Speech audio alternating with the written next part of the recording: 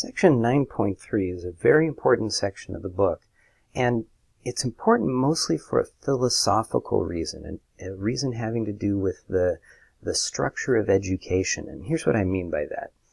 A lot of times people who are studying mathematics study mathematics wrong. And what they do is they memorize rules as if it's a game, and they just apply the rules like a robot, and they think that means they know what they're doing.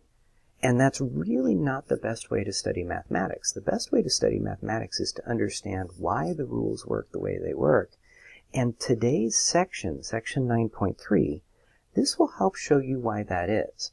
This is a topic where if all you do is learn rules, there are going to be situations where you're going to be wrong. On the other hand, if you know why the rules work the way they work and you understand what's going on, you'll be much more successful and you won't be wrong in those weird cases. So the general topic is absolute value equations and inequalities. And this is all based on the idea of the absolute value. So as a quick reminder, remember that if you take the absolute value of a negative number, it converts it to positive. On the other hand, if you take the absolute value of a number that's already positive, it leaves it alone. So it's sort of inconsistent. It doesn't always change the sign of the number. If the number was negative, it changes it to positive. But if the number was positive, it doesn't change it to negative. It just leaves it positive. And this has a rather interesting implication. If you're looking at an equation like this, absolute value of x equals 7, that number there could have been either negative 7 or positive 7 before the absolute value came along. So what that means is this equation has two solutions. X could have been negative 7 or it could have been positive 7. Either one of those is a potential solution. So let's follow through what that does in an equation that's more complicated, like the one below it. There are some steps that are sort of logically implied by this idea. The first step is to isolate the absolute value. So step 1, get the absolute value by itself.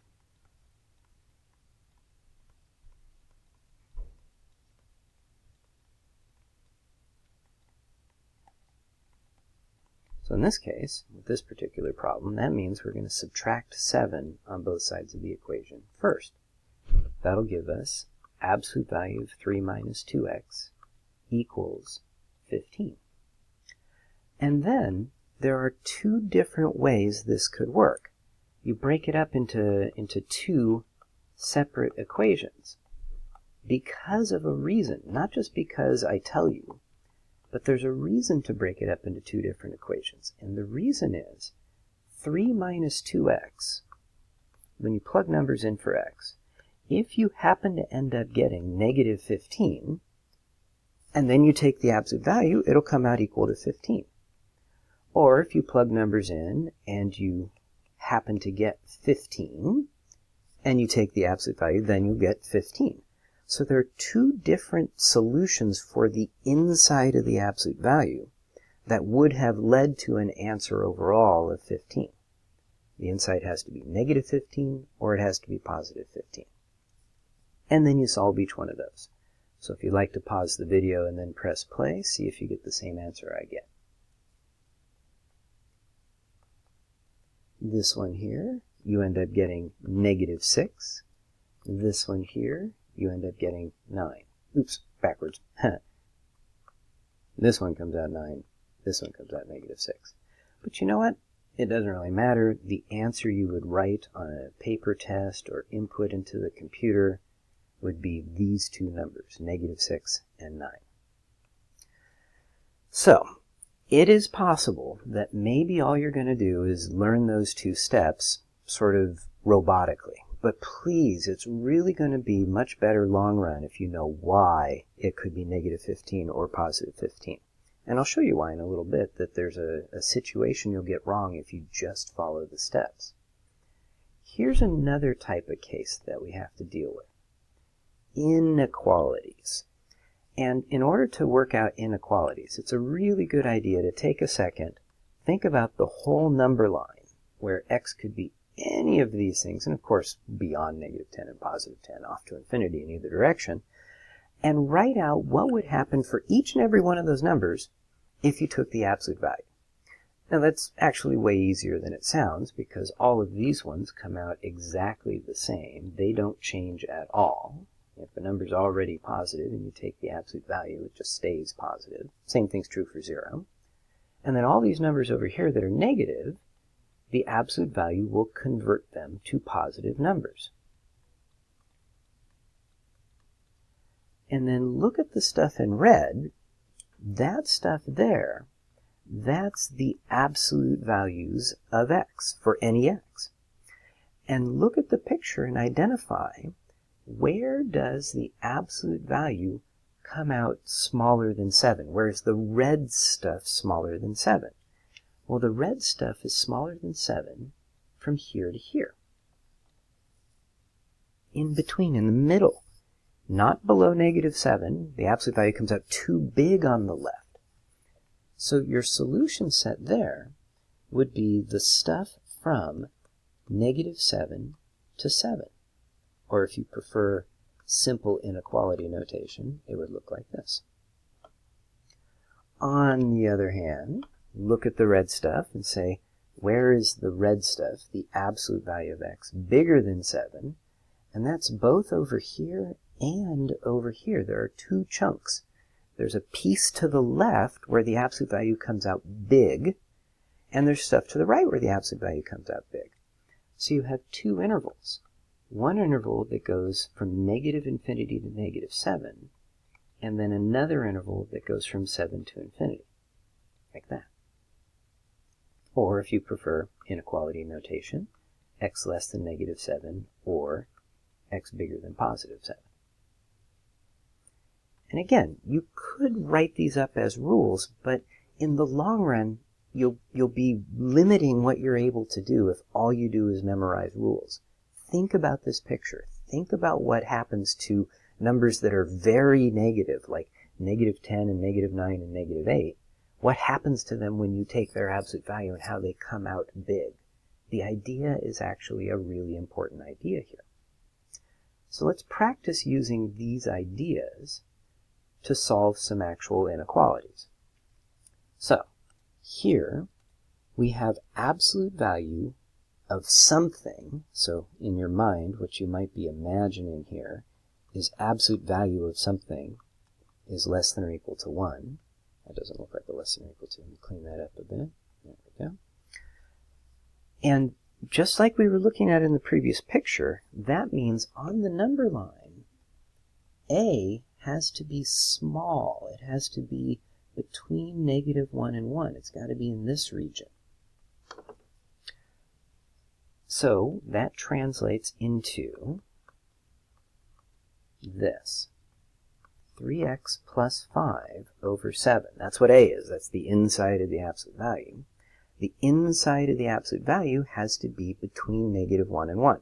If you go below negative 1, the absolute value will come out too big. And of course, if you go above positive 1, it'll come out too big for sure. And then you solve that. And again, press pause. See if you get the same solution I get. You end up with negative 4 less than or equal to x less than or equal to 2/3. Yes, fractions can happen. Don't panic. That's normal. So the interval notation would look like this. Now this other one on the right, in your mind, you'll be thinking similarly, absolute value of something has to be bigger than 8. And remember, there's two ways for that to happen. You can have that happen for numbers that were already bigger than 8. So over in here, that would work. But it would also happen if the numbers were below negative 8. There are two regions where the absolute value of a number is bigger than 8. Below negative 8 works. So what this translates into is x plus 9, that's what a is, has to be either less than negative 8 or x plus 9 has to be bigger than positive 8. There are two sets of solutions here. And then you solve each one of those. It'll take you just a moment, I bet. Press pause and then play again. Yep, you're going to get x less than negative 17 or x greater than negative 1. So you have these two intervals for your solution set. So that's what these techniques actually look like in practice. And then what I have to do is I have to show you the danger, the reason why you should not just memorize steps, but instead you should actually learn the reasons why the steps work the way they work. And the reason why you have to understand what you're doing rather than just memorizing is problems like this. For example, if you do this problem just mindlessly, robotically, using the rules, without thinking about why the rules work or what they're supposed to be done for, you would say, okay, well, according to the rule, I break it up into two equations, and then I solve each equation, and they're really easy to solve here. One of them comes out to be a fraction. And you think you're done. You say, oh, look, that was easy. I got two answers, 0 and 8/3. But they don't check. If you actually go plug them back in, you'll find that following the rules has led you wrong. It's giving you the wrong answers. In fact, what you should be doing is, before you use any rules, make sure you understand why the rules work, and look at the problem you're working and see if the rules even make sense. Here, don't do any of this. Instead, just think. Just look at it and think. We are saying the absolute value of something, doesn't matter what, it's 3x minus 4, but who cares? The absolute value of something comes out to be negative 4. Can an absolute value come out to be negative anything? Ever? No, of course not. That's the exact opposite of what absolute value does. Absolute value converts things to positive. It will never produce a negative answer. This thing has no solution, and we should not have done any work at all. We should have understood what the equation is telling us, thought about it, and realized that's impossible. There's no way that thing has an answer. Take a look at the next one and think about the same thing. Do not just use rules. If you're thinking about using some sort of steps, you're going to go wrong here. You're going to get a wrong answer. But if you just look at it, how can the absolute value of anything, which guaranteed has to come out positive, or 0 maybe at the lowest, that's what absolute value does, how could the absolute value of something be smaller than negative 1? How could that ever happen? It would have to be negative itself. So this is also no solution. And the funny thing is, even though my examples here are trying to show you don't just follow rules, think, I bet you there's some people who are watching this video and they're inventing a rule. The rule is if there's a minus sign on the other side, the answer is no solution. Well, that rule is wrong. Take a look at the next example here. Absolute value greater than or equal to negative 5. That's not no solution. In fact, it's sort of the exact opposite of no solution. I don't care what you plug in for x, pick anything, your favorite number, big number, small number, fraction, whatever. Plug anything in, absolute value is going to make it positive.